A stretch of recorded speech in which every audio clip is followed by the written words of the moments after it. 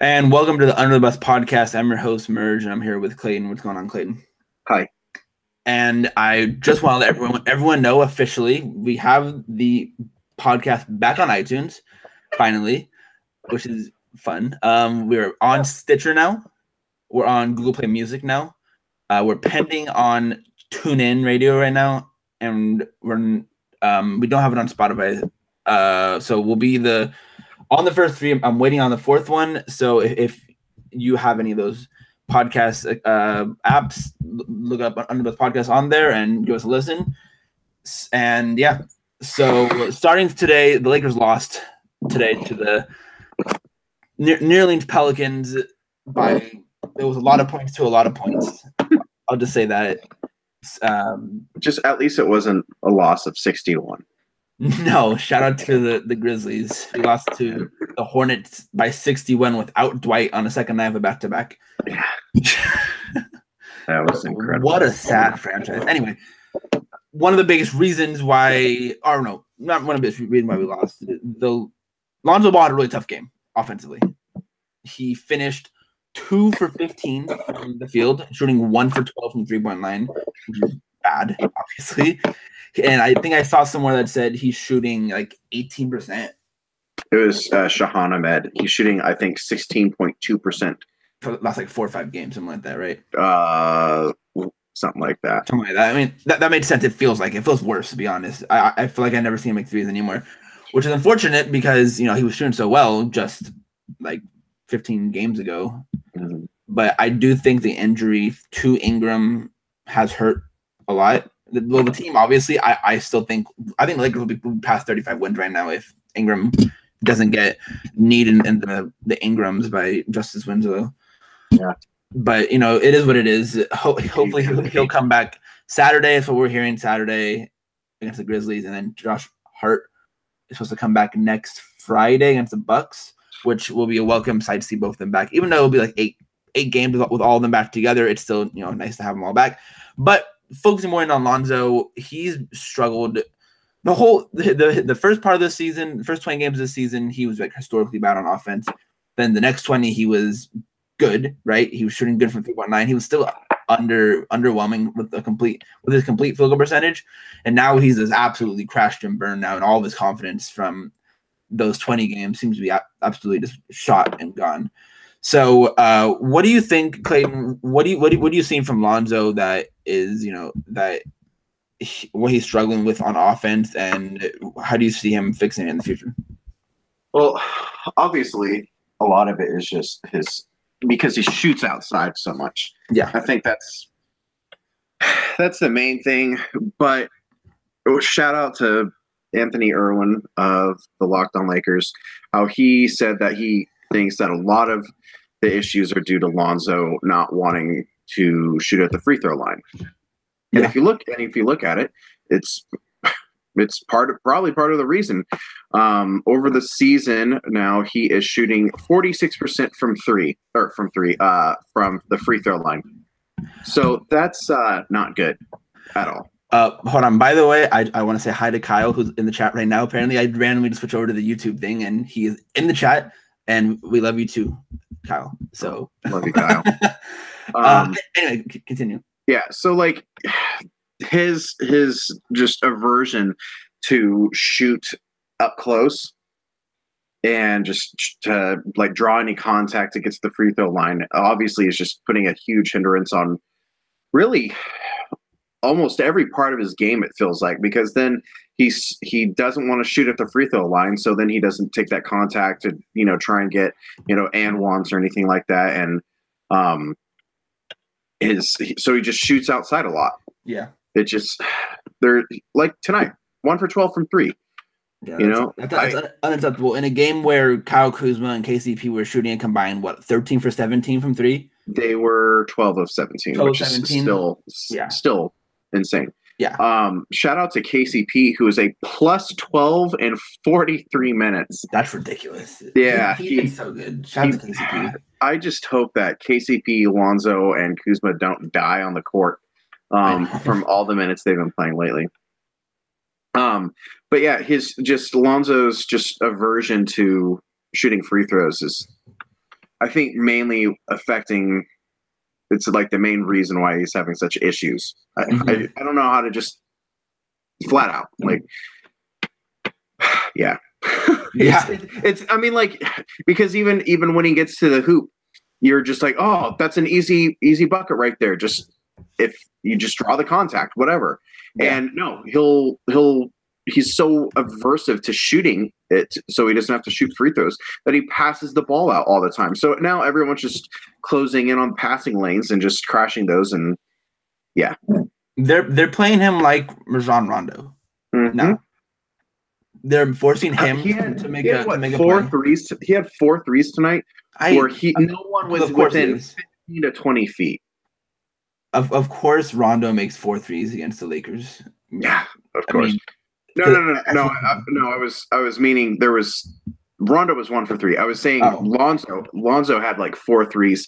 That was no one was within 15 to 20 feet of him. It was just like, if you don't shoot this, someone's just gonna have to run on the court and punch you in the back of the head.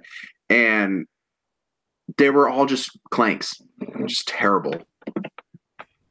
Yeah, I mean, I think after his first 2, I just think that he needed to sort of defer to. I don't get why, and we'll talk about Kuzma later. I think the Lakers need to ISO Kuzma a lot more and get him on mismatches a lot more. Because he, again, I always bring this up. He's one of the best in the league, points per possession wise, in ISO. You know, with the James Hardens and the Chris Pauls of the world. And I think the Lakers should go to him more in the clutch in a time where we don't have Ingram and Randall is a little off to end the game. But I think the thing that with Lonzo and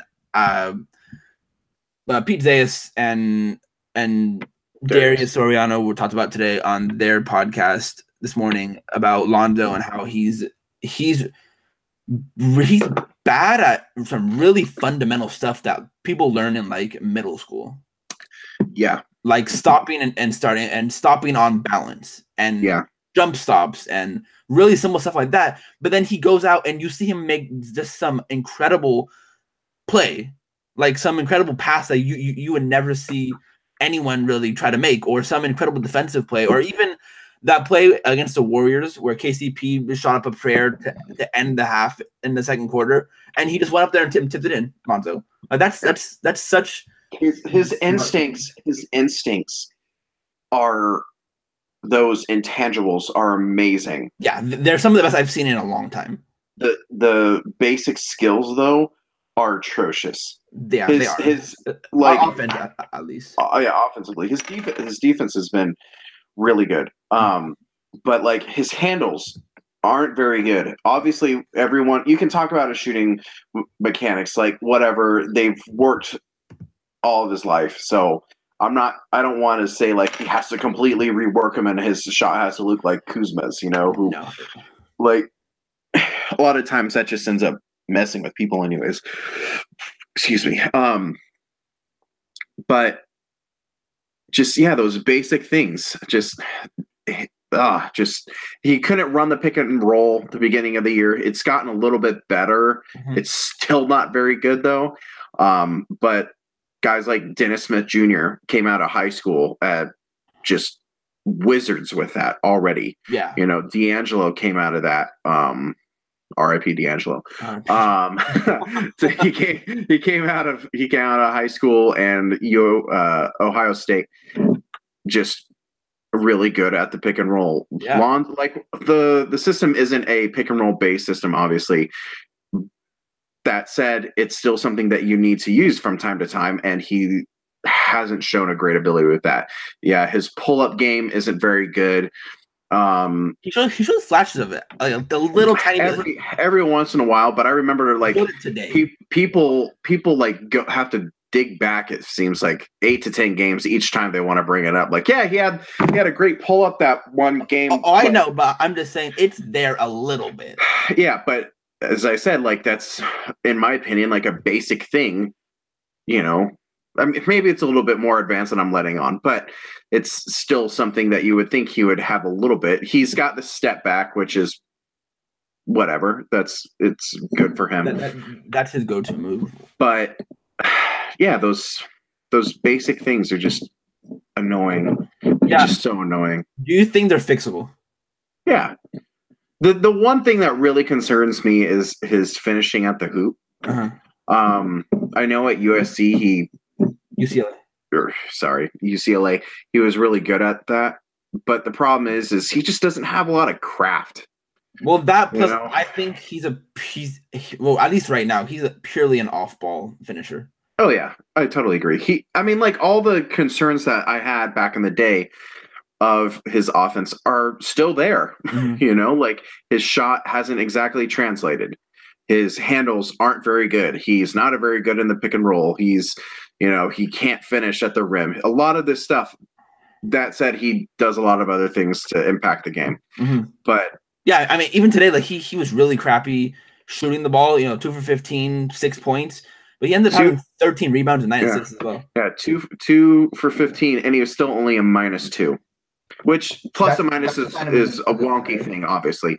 But like, that's he was good other than him shooting like 7% from the field. Yeah. Besides the finishing, is that the only thing that you really like it? My one big major concern, I think that's it, because everyone loves to say he's a great athlete. He's a decent athlete, maybe a little bit better, especially vertically, but like he's pretty stiff. Yeah, this is something we talked about a lot. He's very stiff, and he doesn't, I guess, wiggle, however you want to say it. Near the basket, he just has a lot of issues with that. No one's going to confuse him with, say, like Dennis Smith Jr., who loves going inside, and just comparing that to a rookie, you know what I'm saying? So yeah, Dennis Smith hasn't been great either, but like he's also good in those types of scenarios, at least more skilled in those types of scenarios. Yeah, I talked about this before we got on the pod. I've never really seen a prospect like Lonzo before. That he's a special case. It's really weird because he's, like I said, he's really, really good at stuff you can't teach. And then he's really, really bad at just basic stuff you would expect most NBA players to know. Yep. And he's a guy that I think if he can just be not god awful at it, like if he's slightly below average at those things, then he's gonna be a top 15 player. I think if it's something that it doesn't hurt him to the point where people are just gonna let him shoot that, or let him, force him to do a thing that he's not comfortable with, and he's really bad at it, then his ceiling's sort of capped.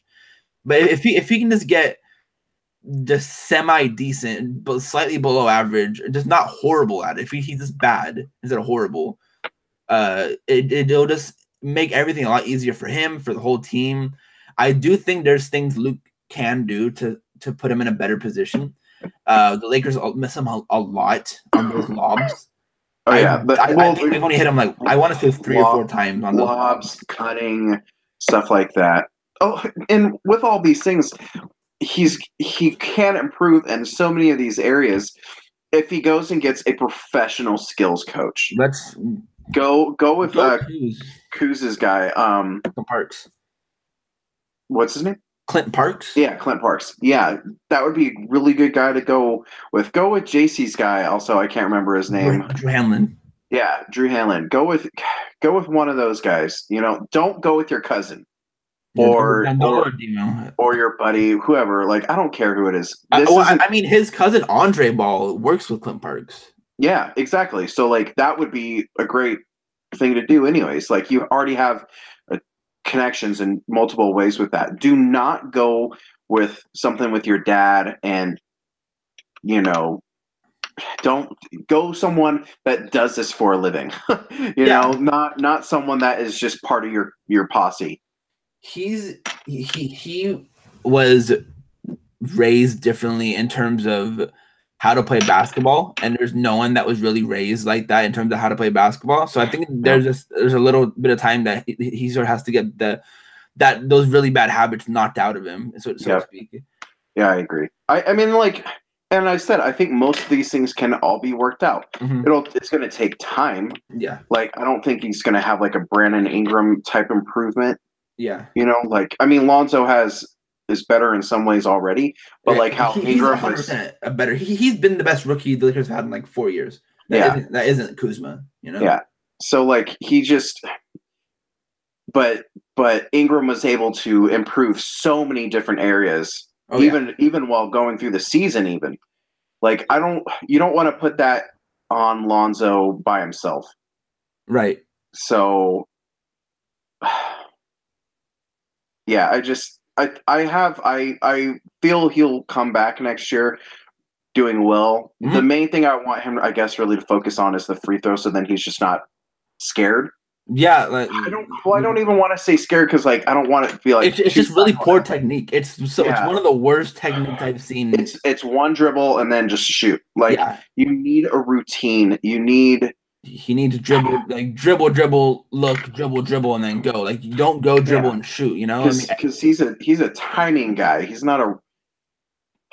That's why a lot of times when he has too much time, it always seems like he clanks those because he like.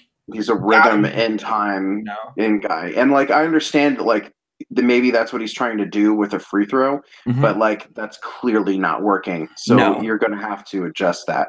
Look at Kyle Kuzma, for example. He's changed the way he shoots free throws already. And it's worked out because he's been I can look up the number, or can you look up his free throw percentage in like the past how has it progressed over the season? I know for a fact that he started the season off really poorly from the free throw line. Now he's like an 80+% guy the past couple months, I believe. Look it up. But that's a big thing. The free throw, I think Anthony Irwin brought this up too, like on Twitter and on the Locked On Lakers, that the free throw thing is the most important thing. That and the catch and shooting. Actually, I think his catch and shoot hasn't really been bad this year. It's actually been pretty decent, like numbers wise. And I do think if the Lakers do end up getting a big name in Paul George, it'll just alleviate a lot of pressure on all the guys. But a lot more so Lonzo, because Lonzo can focus more on setting up Paul George, Brandon Ingram, and Julius Randle than setting them up and also, getting some for himself. And then people are gonna crowd and focus more on Paul George, that he'll be open for he'll have wide open threes and he'll knock those down. Kuzma was 73% in October, 78 in November, 75 in December, 48 in January, 75 last month, and he is 71 and a half this month. Maybe it was just after that January month where he changed. I saw someone say on Twitter that he's changed it and he's became a better free throw shooter, but maybe it was maybe it was someone else. I don't know. I don't know. I know he did go. Was it last night or the other night, or was it tonight? Yeah, it was tonight. He went 8 for 9. Yeah, so that's a big thing, and we'll talk about. Let's transition to Kuzma real fast. He's cleared the rookie wall. He has broken through that wall. He's back to his old self. What have you seen ever since? The rookie wall. What have you seen that he's been different, or what he's changed in his game, and why do you think he's back to himself, so to speak, past few games? Honestly, I think it's just some of the guys guarding him. I mean, he's also just a guy that's 6'9", playing the small forward, and tonight who did it was either Etuan Moore or Drew Holiday that had on him, or Ian Clark or Darius Miller. Yeah, so like guys that he's got several inches on. So, and then when it was Indiana, I think he had Lance on him a little bit. I don't know who their 3 is. He's 6'5". Collison, Oladipo. Who's their 2? Or who's their 3? Was it Bogdanovich? Yeah, it's Bogdanovich. So like he's had part of it is just he's had some bad defenders on him. Some of it is just mismatch because he just has height, and it's just he's making shots again. Like he's been knocking down his wide open threes that he wasn't knocking down. Yeah, I mean he was 4 for 6 today from 3, but he was only 5 of 11 for rest of the from the field. Right. So he was 4 of 6, but he was only then 1 of 5 from the rest of the field. Right. So he did kill it from the free throw line, as I said. But yeah, it just some of it is just defenders against him, and he was eventually going to regress back to the mean. He wasn't going to be shooting so poorly, right, entire rest of the year, in my opinion. Right. Like in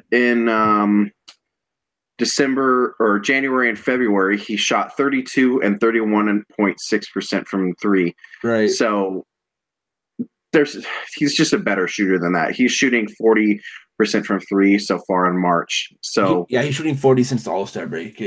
Yeah. Which he started at the San Antonio game.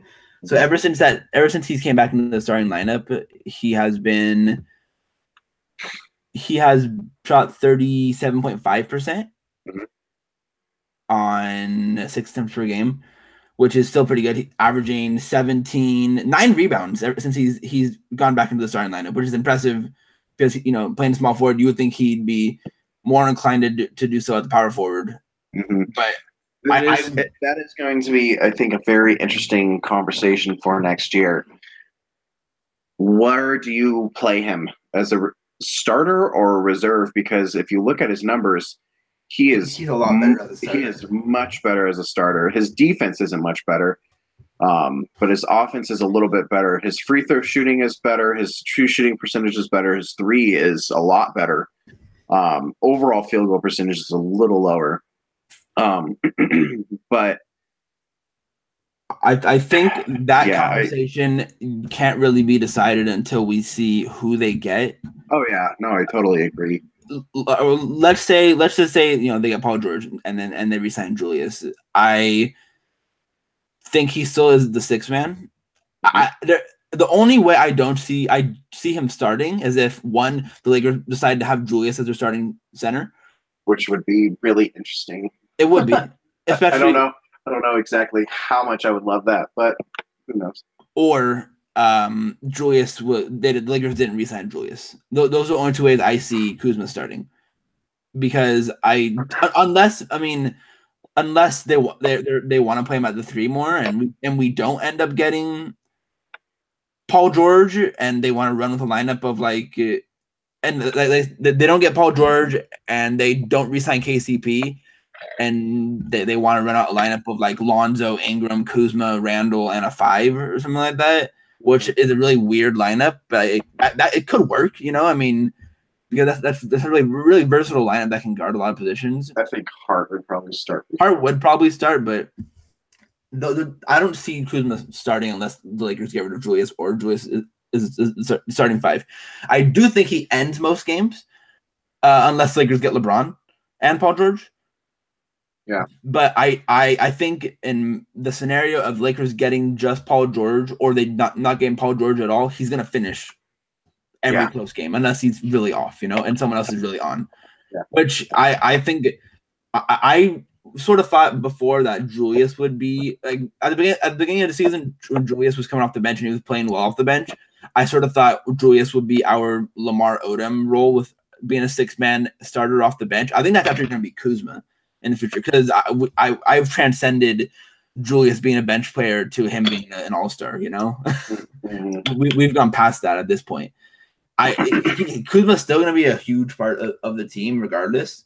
He'll be, at the very least, he'll be the 6-man. I think that's why I'd be so fine with Gamma of Isaiah as well, because I don't think we need him as a 6-man when you have Kuzma. Mm-hmm. So I do think the defense has been getting better with him. I know Pete from Laker Phone Room has brought that up. He brought that up in his last couple breakdowns, especially the one against the Nuggets, where he went 0 for 5 until the final second of the second quarter, and then it exploded in the second half. Mm-hmm. He was really good on defense while the game during the whole game. So him improving on that is probably the biggest thing with him, with his potential, to be honest. Yeah. I don't think he could be a starter, even unless he's the power forward version of Kyrie. I don't see him being a starter with poor defense, but I see it improving, and I'm intrigued with what I'm seeing with him, especially with how quick he is on his feet. That's the biggest thing with the Lakers, that he's able to stay with smaller people or faster people, which is a big help to the overall offense. Moving on, let's talk about Luke Walton. So I think Luke has been getting unnecessary flack from a lot of Lakers fans the past few games, and really just over the season, the whole season in general. I think we can both agree that he's been a above average coach this year, right? Yeah. I think there's a lot of people that would say, oh, he lost the Lakers games because of this and this and this. I mean, there's a couple maybe rotation things, like end of game things that maybe might have lost us games, but the only real thing that I've been mad at him about was how he handled Julius to start the season. And after reading, I don't remember where the article was from. Was that the Kevin Ding article with Julius? When I refuse to read Ding, so I don't know. I think it was pretty much about how Luke benched Randall, right? And he pretty much said that we didn't pick up your extension. Show us why we should have. Oh yeah, I think I saw someone screen cap that. Yeah, so that sounds about right. I at first I was really mad with how he was handling the situation, but after reading all that and seeing what he's done, and after hearing what Julius has to say about him, it just makes me a lot more encouraged for the future with him.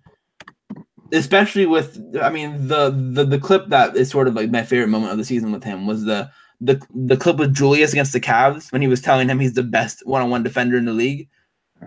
Like that was awesome. That was one of my favorite moments of this year. So considering all of that and everything you've seen from him so far, where would you rank Luke Walton currently in the NBA for coaches? Oh man, you kind of threw me for a loop on that one. I wasn't expecting. I have my answer if you want me to go first. I wasn't expecting quite that yet. So how about let me think about that. Yeah. I would put him in the top 15 currently. Okay. The top 15 of coaches in the NBA. Okay. I've seen him do. I think the defense alone, how he's changed the defense, and I know we've gotten better defensive players and players have gotten better on defense, but I think the scheme has more to do with it than anything. With how he's gotten these guys to buy into a system of trying on every play on defense and switching everything and trying, like, being really just tenacious on switches and just diving for loose balls and stuff like that. He's really broken that culture into them, and he's been, just like a motivator to the team. And that I think that was the biggest thing with him when we got him, was that I think the players coach thing is real.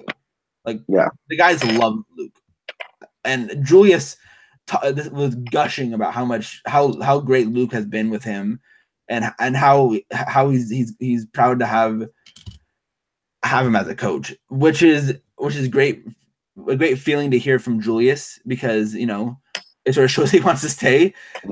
But I would say top 15. If you want to go specific, I'm trying to go in my head. Let me do this. I'm listening to say a coach, and you tell me if you think Luke is better. Or here, I already got Luke, a list of coaches up. Okay. So he's let me start out. Okay, in my opinion, he is behind Pop, Kerr, yep, Stevens, yep, Spoelstra, yes, Carlisle, yeah, D'Antoni, yes, Snyder, Quinn Snyder, Utah. I would put Stotts in there, and that's it. Stotts. I would Dwayne Casey's a maybe. I still have no idea how I feel about Dwayne Casey, but for argument's sake, since they have the number one team in the East, we'll go with Casey, and I'm going to put Budenholzer. Yeah, Bud's a good coach, just because of history. This year they've sucked, but there's been a lot of different reasons for that. Yeah, I mean, the team doesn't have more than 2 average players, Yeah. So this is just based off of ESPN rankings of coaches. I don't care how they did the ranking or whatever. Right. But I would take Luke over Scott Brooks. Yes. who they had at 9, hilariously. He's not a top 10 coach. Get out of here. They had Tyronn Lue at number 10. That's LeBron. I would take Luke over Lue. Yeah. Fizdale is no longer a coach. Fizdale, I would say, is probably along the lines of Luke now.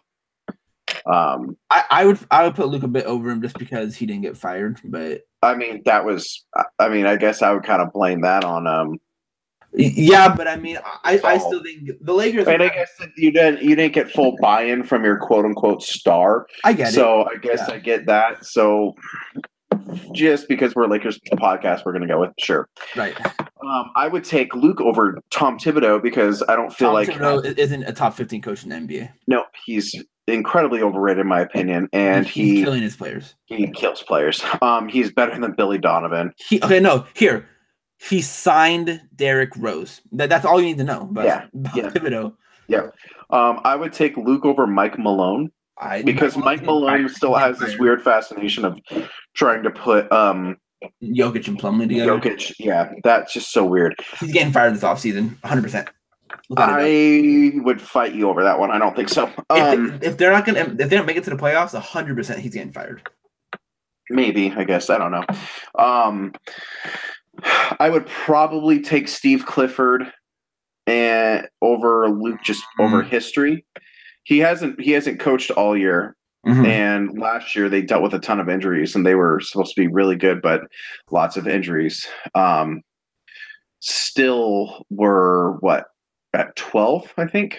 Yeah. And would you put Luke in that same tier of coach? I would put him in the same tier as Clifford. D'Antoni? No, D'Antoni's way better. Offensively, at least. Yeah. I mean, then their Houston's defense. People say their defense isn't good. Their defense is legit. Yeah, and so I would probably have Luke in that 11 to 15 range. A lot of these guys. I would take Luke over Doc Rivers in a second. I would take Luke over. Really good this year. He's been really good this year, but he's also had the last several years where he sucked ass. Yeah. Stan Van Gundy, I would take Luke over Stan. I've always enjoyed Stan. I think he gets some more flack than he deserves. I think he needs to stop being a GM. Yes, I totally agree with that. Owners need to stop doing that. That's on the owner. Tibbs is a GM as well. Plus the GM. I think Pop is too, but Pop's Pop. Yeah, I would put Luke and Brett Brown in the same tier. That 11. Brett Brown is an underrated coach. Yeah, that 11 to 15. But I mean, I would take guys who I would take Luke over is obviously Phoenix head coach. I don't even know who their interim is right now. Jay Triano. Okay, I would take him over Fred Hoiberg. I would take him over Hornacek. Hoiberg has been Nope. They still suck. They do, but I would take him over Jeff Hornacek. I would take him over Alvin Gentry, Nate McMillan. McMillan's been good this year too. Kenny, he has been, but also Oladipo's turned into apparently a star all of a sudden. Got away from a certain someone. Steven Adams. Yeah. Andre Roberson. Yeah. Josh Eustace. That's who it is. You're right. Yeah, that's definitely it. Kenny Atkinson is up and down still. Shows some signs, but then he makes some decisions that are pretty stupid. I don't like his guard rotation. Yeah, I would probably put Atkinson 16 to 20. Mm-hmm. I would take Luke over Vogel, over Jaeger. So over the fired Jason Kidd. I don't even know who's coaching the I don't know either. Bucks. I have no idea who it is. No one cares. They're falling out of the playoffs. No, they're not falling out of the playoffs. They're gonna make it, but they were the 8th seed the last time I looked, which was a few days ago. Yeah, but the Pistons are the team that's closer to them. So yeah, so they'll make it, but they'll get blown up by unless the Raptors pull Raptors in the playoffs. Yeah, which that would. Oh man. If Giannis has I will not stop laughing at the DeRozan stands. To be fair to the Raptors about the game yesterday, they were on a second night of a back-to-back, and they did beat them by 30 earlier in the year. Yeah, I don't care. It's just wonderful. I mean, I still think that I still think LeBron's gonna pull a 40-point triple double average against them, but oh yeah, no, he's going to smoke them. So let's change the question a little bit. In potential wise, in the next 5 years, who would you take over Luke? Because I would go Stevens and Kerr probably. Stevens, Kerr, Spoelstra. I always forget how young Spoelstra is. I know he's still only like 46 or 47 or something like that. He's been coaching for like 12 years too. 10 years they said the last time we played him. And I don't know how long Carlisle's going to want to coach. I think he'll be gone within the next 5 years. Same with Pop. Yeah. I mean, Carlisle isn't that old, is he? I think he's in his 60s, 70s, Carlisle. No way he's in his 70s. I'll look it up right now. But I'm already Google searched it. He is 58. Why did I think he's been holding for a while then? So like Carlisle, schematically I would take Carlisle. But locker room, no, I don't know if I would. No. And then in the next 5 years, I think Luke will overtake D'Antoni. Yeah, I think so too. But so I think Luke could be. Is that his peak, or do you think he could be like a top 3 coach? I think he could be a top 3 coach. I mean, he's only 36. Right. Yeah. So his ceiling and his progression already this year has been amazing. But I'm just going to go conservative and say in the next 5 years, I would probably say he's a 7 to 8 coach. Because I mean, I already think now I will say, just to give a flat number, I'll say he's at 13. Right now? Okay. Just because 13 is my favorite number. So I can agree with that. Shout out to Paul. Shout out. Oh, yeah. It's meant to be. It's great. And James Harden. Yeah.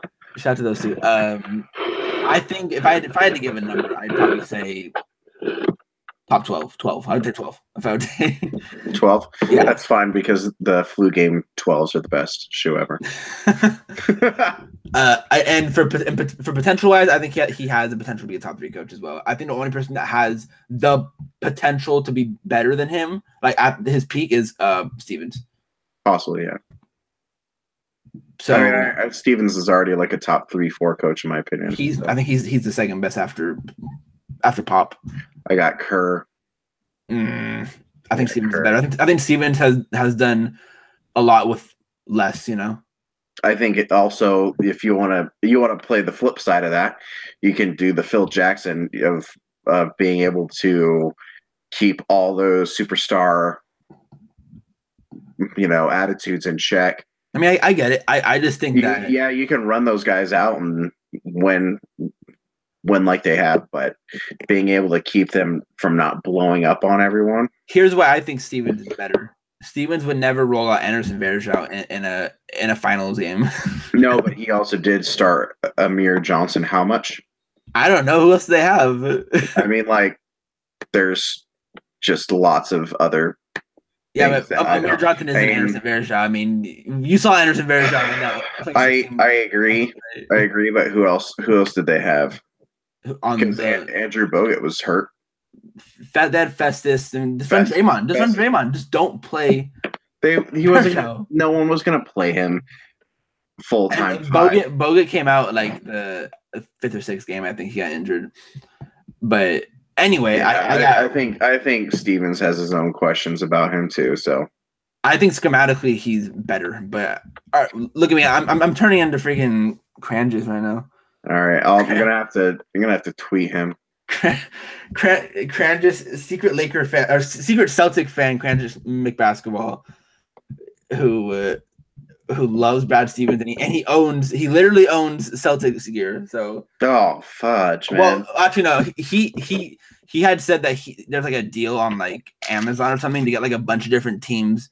Like a basic sweatshirt, and he has like 14, 15 different teams. So he has like a Grizzly. Oh my word! Like, he just has random ones, but he does own a Celtics thing. So terrible. The only thing, I mean, I have green stuff and I've got clover stuff, but that's just because I'm Irish. And I'm sorry, I don't give a crap about the St. Patrick's Day stuff that people say. I don't care. I still have St. Patrick's Day stuff. I don't care. I'm going to Ireland this summer. I don't give a crap what anyone says. Like, blow me. Jeez. Anyway, that got off track, but let's bring it back. Let's look a little forward to the off season. We've talked in depth about the big name free agents. We've talked about, the LeBrons and the Paul Georges, and if we're going to re-sign Julius and so on and so forth.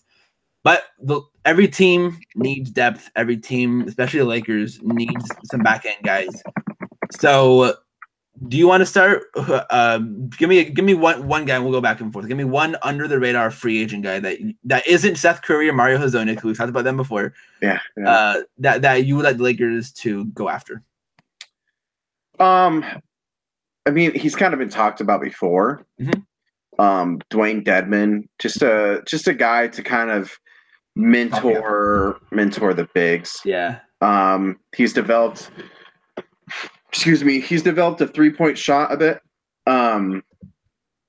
He's also a pretty dang good defensive big. Yeah. So that's my main thing. Like, I want a defensive big that will teach TB. That's my main thing. By the way, 36.6% on just over 2 attempts per game. For Dedman, very nice. Shout out to Dedman too. He went to the same community college I did, I think at the same time too. Wow. Yeah. Shout out to Dwayne Dedman. Yeah. Yeah, he'll be a guy that I would like. If you're not going to re-sign Brooke and you're not going to draft a guy like a Jonte Porter, I think he's the guy that you want to go after. Because he stretches the floor, he brings you defense, he's an athletic guy, he'll bring you some lobs. How old is he? He's still relatively young, right? He's 28. Okay, that's fine. He'll be 29 next year. It'll probably be a 1 or 2 year deal. I don't see him demanding a multi-year deal. No, he's decent. He's not that good. Yeah, he averages a block per game, or almost a block and a steal per game. He's just below it, but he does only play 24 minutes a game.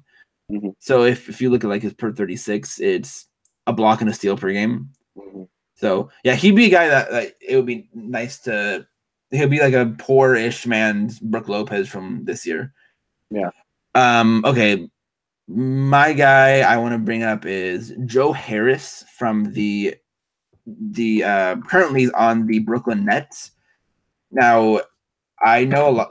He's developed sort of a more all-around game recently. What I've been hearing from some Nets fans. Currently, he's a shooter. I mean, he shoots 40% from 3 with just under 5 attempts per game, and over 80% from the free throw line. I think he's a solid defender for a bench guy, and the Lakers need that shooting off the bench, or just if you need to make a couple of threes in a row, you put him in. I think he'd come relatively cheap. I don't think there's a ton of people who will be trying to get him, or at least it won't be for a lot of money. I can see a $5-6 million deal. I don't know if he'll be looking for a multi-year deal. I doubt he'll be that picky. But like I said, Lakers need shooting. He's one of the best shooters on the market that isn't like Seth Curry. Over 40% from 3, like I said, and over 4.5 attempts per game. That's the guy that you want coming off the bench, putting him next to Lonzo, putting him next to Julius, putting him next to Ingram for stretches so he can knock down some threes and just help space the floor out for everyone else. Yep. All right, so next one for you. We've talked enough about guys like Nerlens. Yeah. Of course. Yeah. But let me give one real quick that I don't think is likely, but I have been a fan of him for a long time. Mm-hmm. I don't think he is really an option. It would be more like if you get 2 max guys and then he opts out of his player option and he'll take the mid-level exception. It would be Wilson Chandler. I love Wilson. I've always been a fan of him. He always seems to have a good game whenever I watch him. Yeah, he's a guy that I've always thought is going to be a very big contributor on a championship team. Yeah. So like I don't think he's a real option. No, especially with the wings that we. Yeah, with Ingram and possibly getting Paul George and having Josh Hart, it's that one's really if you were to get 2 maxes, so like Paul George and a LeBron, so like that's just additional right an additional big wing. Reggie Bullock. Reggie Bullock's free agent? Oh, I'm sorry. I'm looking at 2019 for. Oh, I was gonna say my bad. He'd be a really good option. Yeah, he'd be good for them. Your boy Luke Richard and Bamute. I love him for some reason. Yeah. But the guy that really there are two guys from Indiana that I would really like to get. GR3 and who's the other guy? I mean, Ike's not a free agent. Yeah. No. It's GR3 and Cujo. Oh yeah. If Cujo has a player option, Joseph, Cujo has a player option. So that one is a little bit more questionable. And he might be a little bit more expensive than they want to pay. But GR3 is definitely a guy I would like. 6'7", 215. He's long. Crazy athlete. Not crazy athlete, but he's a pretty good athlete. He's a pretty dang good athlete. His career, he has shot 36% from three. Not on a ton of attempts, but he started coming into his own more last year, I believe, especially after winning that dunk contest. I will look that up. He won the dunk contest, not this season, obviously this season before. Yeah. And then he broke his hand or something this year, I think. He messed up his ankle pretty badly. Yeah. So last year, on almost 2 attempts per game and 20 minutes a game, he shot 39% from three. So I think you could get him for relatively cheap. You could probably get him on a 3-year deal for $9 million or something like that. Yeah. Just because he's kind of forgotten at this point. Yeah. But he's still only 24. Yeah, I've always kind of been a fan. I wanted him or Glenn Rice Jr. to become something. Glenn Rice Jr. kind of flamed out, obviously, but Glenn Robinson 3. When he gets minutes, he's been solid. GR3. Yeah. Yeah, last year he played in 69 games. Nice. 20. Yeah, nice. 20. He played in 20 minutes a game. 2 years ago he played in 45 games. But yeah, like you said, once he started getting 35 games also his rookie year. So but really last year is when he started getting real rotation minutes. Yeah. And if you got a guy, he shot from the field 46.7%, and 39.2 and 71.1. He didn't score a ton in 20 minutes. It was only 6 points, but he was a spot up shooter, and he's just kind of something that you want. His defense isn't amazing, but for off the bench, it's not terrible. And he's a good enough athlete that I think he could probably good at it. And he's long too, so I think that he would just be he's a good fit. It would work in the switch everything too if he's long and he's at what 6'7", right? He's 6'7", and I believe he's got a 7-foot wingspan, but I'd have to look that up for sure. But that's a guy that I think you can get for pretty cheap. And because how many people remember him? You can probably get him at the minimum. I don't know. I don't think you can quite get him at the minimum. Maybe because of the youth, but maybe $3 to $5 million, something like that. Yeah. Okay, 6'7" with a 6'10" wingspan, according to DX, 3-4 years ago. So that was when he was only 20. So men can grow up until they're 25. So it might be a little bit longer, but still 6'7" with a 6'10" wingspan. That's not terrible. That's solid. It's solid, especially for a bench guy. Like I said, just giving me all the athletes so Lonzo can throw lobs to them, man. Yeah, he's like you said, it says on here an outstanding athlete. So he is a pretty dang good athlete. So just getting him on a cheap deal, a 2-3 year deal for the 3rd-year non-guaranteed or third grade. Yeah, like a 2+1 and getting those at $2.5 to $3 million a year. And he'll be relatively tradable if you really need to, Yeah, exactly. Teams you can never get enough long athletic wings, Yeah, he's a guy that I would just absolutely love to get my hands on. I've been talking about him since during the summer when they were talking about a PG trade. I said that I really would always have him at the very end, at the very bottom. There really isn't many minutes for him on that team either. I mean, you have Oladipo, you have Lance, you have Bogdanovich, you have Joseph who plays the 2 sometimes. Yeah, there just really isn't a lot of room for him there. So I think he could going over there would be a really good option for the Lakers. A couple of names I wanted to bring up.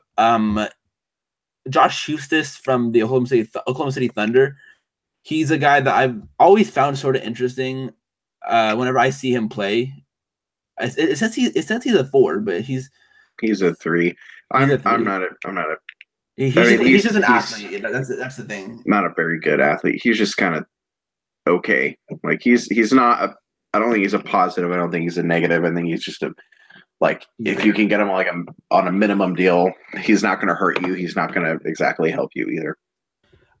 Another one I wanted to bring up is Laker fan favorite, David Nwaba. Oh, yeah. I would be so happy if we brought bring our boy back. Please. The prodigal son returneth. I would be so happy. Yeah. Oh, I'd be happier if the Lakers got him than if the Lakers got Hazonia. I'm sorry, but I'd be so much happier. Let me look up Nwaba's understandable. I had a connection with Nwaba, so I think he's actually been shooting pretty decently from 3 this year too. Has he? Which makes me sad. 38% from 3. It's only on 0.6 attempts per game, but he's just that guy that is the fans just love, and he's a great defender. He's a crazy athlete. I mean, 6'4" with a 7-foot wingspan, right? That's what he was. Something insane like that. Stupid. I miss him so much. I wish we could have both him and Josh Hart and KCP on the same team because that would just wreak havoc. But I think he can be an option. I mean, the Lakers liked him, obviously. This regime liked him.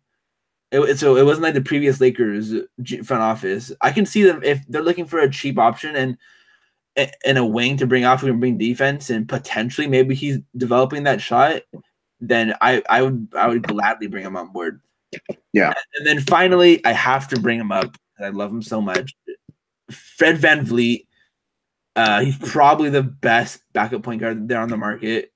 Raymond Felton is an unrestricted, and he's been solid he's been a top 5 backup according to a lot, of people I trust. I don't know. I remember saying that to you last year. When the season started, and you thought it was crazy. Yeah, well, because he's so up and down. Because if he's fat, he's bad. If he thins down, he's better. Yeah. So this year he's 7 points per game.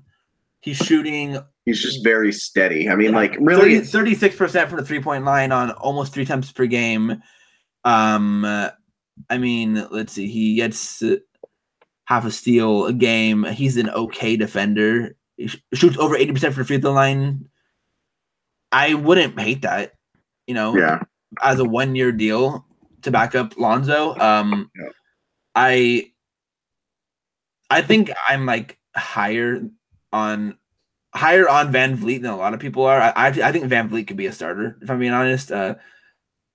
I think Toronto would be willing to let him walk as well because DeLon Wright's been so good for them as well. And they just have an embarrassment of riches when it comes to point guards. I just have a hard time with anyone underneath or at his size being a starter. He's 5'11". He's 5'11". I thought he was taller than that. I don't know, but still, I don't know. I don't know how you would think that. That dude looks short even on the floor. That doesn't change my opinion of him. No, I mean, I think if you can get him on a good deal, the 10 to 12 that you said earlier on Twitter was just stupid. I don't think any backup point guard makes even remotely close to that. I think he can be a starter. I think that's why I would give him that much. But no way. I can't think of. I'm just gonna look sure, you could say that he could start for teams, but I mean, well, let's see how much is Sean Livingston making right now. $5 million. $5 million. Well, Yeah. he's older too, but he's also okay. quite possibly the best backup point guard in the NBA. Let's say 8 to 10 then. I would, if you say that I could get him for 5 to 6, I would jump on that. What about 4 years, $32 million? 4 years, how much? $32 million. See, like I don't want to give a backup 4 years. Well, I think here's my reasoning with giving guys long-term deals, and at least in this offseason on good money. So if you need to trade these guys, they're very tradable and they're good options. You know, is Fred VanVleet at $8 million a year that tradable? I don't know if it really is. If he really is, I think it is. I mean, a lot of people you're a Fred VanVleet stan. Of course, you think it is. Well, no, I don't have a high opinion of VanVleet. I understand that, but also $8 million a year when Sean Livingston is making 5.7. Sean Livingston's also 8 years older. Yes, and Sean Livingston is also not a midget. Well, also he can't shoot threes. He's also not a midget. Okay. Like he's also able to defend better. He's not monopositional. Like Livingston can defend 1 through 4 depending on who you have at the 4 because he's just so damn big. Like you know what? I hope the Nuggets sign Mario Hezonja. How about that? I mean, that really affects Nas more than it affects me. Like Hezonja, that's your guy. What are you talking about? He is, but like I don't hate the Nuggets quite like Nas does. So okay, well I hope he goes to the Celtics then. Fine. You're dead to me. We're done with all this. Nerlens and Mario Hezonja both. Nerlens is I'm kind of done with him at the moment. I need to see more of him. Yeah, I wouldn't pay him more than $5 million. Yeah. Yeah. Oh no, no way. Yeah, I would go up to $6 million, I think, for Fred VanVleet, but I would not give him a 4-year deal. I would give him a 3-year deal. But yeah, I mean, like I'm not giving him like the worst contracts always seem to go to backup bigs and backup point guards. Well, I mean, like, he's not going to get Bismack's $18 million, you know. No, but you're also, you know, wanting to give him $12 million to win. Whatever. Like in Lakerland, like how often is he going to play that much? I don't know. I just want him on Lakers. You want him. He's going to play because obviously Zoe's going to need to sit. But like you're still. I mean, you can still play him with Lonzo. Yeah, you could, but you're also looking to add other big wings. Yeah. Big minute wings. So like I'm not gonna pay him over what like DJ Augustine is getting because that's already a bad contract. And DJ Augustine, he got what was it, a 4-year, I think $30 million or $29 million deal from Orlando. What are the Magic doing, man? $7.25 million with Orlando. So like no, I'm not doing that. Like especially for a guy that's 5'11", you know, he can't guard anyone but point guards because he's so small. You and your stupid height supremacy. I mean, how often does a team win with a midget on the floor? Ask Boston last year. It wasn't Isaiah's fault. Ask LA this year. It wasn't Isaiah's fault that they lost last year. It wasn't exactly his undoing either. I mean, he was hurt, and he also put up 50 points with his sister dead. But yeah, I'm not. Whatever. I'm not talking about that. I'm talking about like you're not going to win with guys as like a focal point at that. Shout out to other Isaiah Thomas, who he's 6 feet. Yeah, that was also a totally different era. Whatever. Okay, all right. We're gonna end here before we start going at each other. No. I still had guys because you ran up like 3. All right, go ahead. No. If we just are looking for shooting, Wayne Ellington on a cheap deal. I'm not a super huge fan of Ellington, but it wouldn't be a terrible deal. Over 40% this year, right? I believe so. Okay. I had a couple guys already looking at. I already said Felton. Yeah. 39.2. Yeah, he's been shooting really well. 7 on almost 8 attempts per game. Yeah, he's been killing it. And Nas, I don't think would let me ever let me hear the end of it if I didn't say Vince.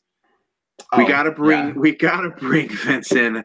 I don't care. Just give me one dunk with Vince. He can retire after it happened. I just need a dunk and for him and Alex Caruso to do the motorcycle thing because Caruso does it all the time doing it whenever someone dunks. Yeah, I was mainly focusing on like unrestricted guys, but like if I was gonna go after restricted guys like Dante Exum would be kind of interesting. Shout out Dante. I don't know if he's alive, to be honest. I heard he's back, but you never. If you never truly know. Fred VanVleet's a restricted free agent too, but Bryn Forbes has shown decent minutes. Shabazz, another one of my favorites. Shabazz Napier has played really well this year. I still don't think I trust him. No, this is a career year for him. Yeah, Pat Connaughton just off of a deep bench. White guy that can shoot and dunk. Exactly. Every good team has to have one of those guys, right?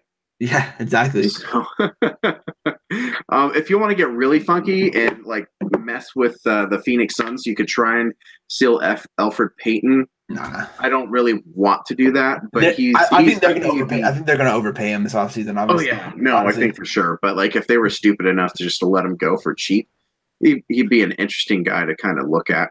Yeah. I'm just scrolling through one more time for someone who one guy that I want to be. He's sort of a bigger name. If Lakers are looking for a bench scorer, what's his name? Will Barton. If you can get him on a good deal, I think he'd be an option.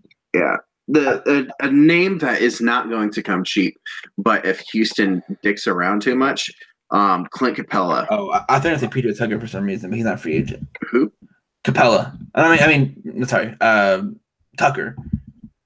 No, he's I think signed on a 3-year deal.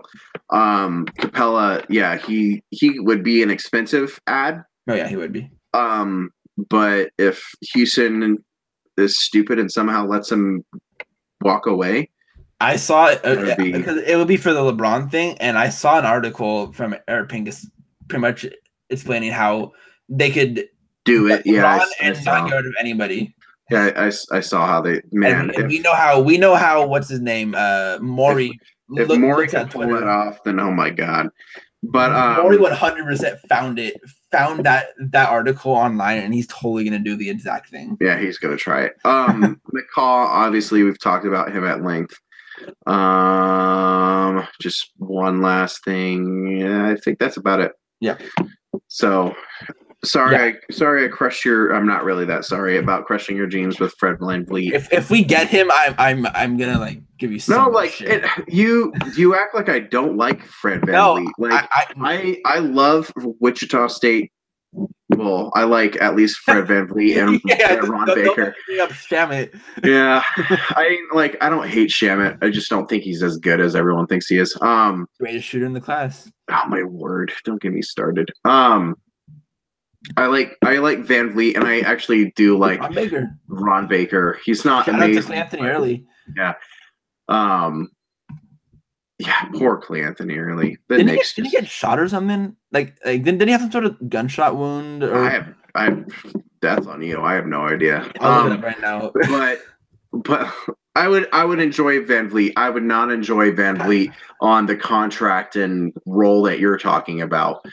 Because he is not a starter, in my opinion, and he is not remotely worth 10 to 12 million, especially as a backup.